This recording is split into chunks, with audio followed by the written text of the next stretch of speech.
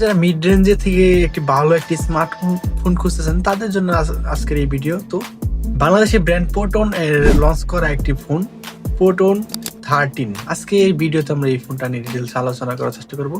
তো চলুন শুরু করা যাক। এই ফোনটা একটা ব্র্যান্ডে রয়েছে 4128, যার দাম হচ্ছে 11,000 টাকা। এবং এই ফোনটার সর্বপ্রথম যদি আমরা প্রসেসর কথা বলি, তাহলে প্রসেসর হিসেবে রয়েছে MediaTek Helio G15। Price point এসে বাজেট অনুযায়ী আমার কাছে ঠিকঠাকই লেগেছে।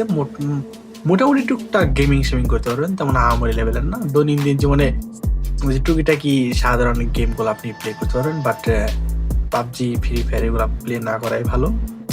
64 বিট 2nm, যা এই বাজেটে অব্যাহত রয়েছে।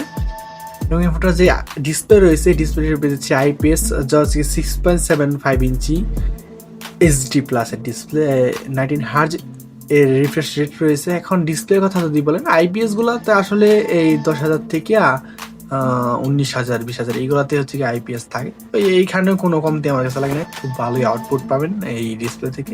এই ফোনটার ক্যামেরাতে রয়েছে 50 মেগাপিক্সেল এবং যার ইমেজের রেজুলেশন রয়েছে 8150x10150। হ্যাঁ, ক্যামেরা আউটপুটও ভালো। অন্যান্য যদি আপনি 15,000 13,000 ফোনের সাথে কম্পেয়ার করেন, তাহলে সেইখানটাই খুব ভালোই ক্যামেরা আউটপুট আপনি পাবেন। এবং ভিডিও রেকর্ডিং করতে পারবেন হচ্ছে কি ফুল HD প্লাসে 30 FPS। এবং এই যে ব্যাটারি রয়েছে 6000 mAh এর ব্যাটারি, যা এই প্রাইস পয়েন্টে খুব ভালো সেগমেন্টে খুব ভালো একটি কাজ করেছে। 6000 mAh এর ব্যাটারি এবং তার সাথে রয়েছে 20 ওয়াট চার্জার। হ্যাঁ, এখানটাও কোনো আমার কাছে কমতি লাগে নাই। যেহেতু পোটন একটি ফোন বাংলাদেশের একটি ব্র্যান্ড, সেইখানটায় তারা খুব ভালো ফিচার দিয়েছে এই নতুন অবস্থায়। আশা করি যে তারা ভবিষ্যতে আরো যে ফোনগুলো লঞ্চ করবে সেখানে আরো বেটার করা ট্রাই করবে।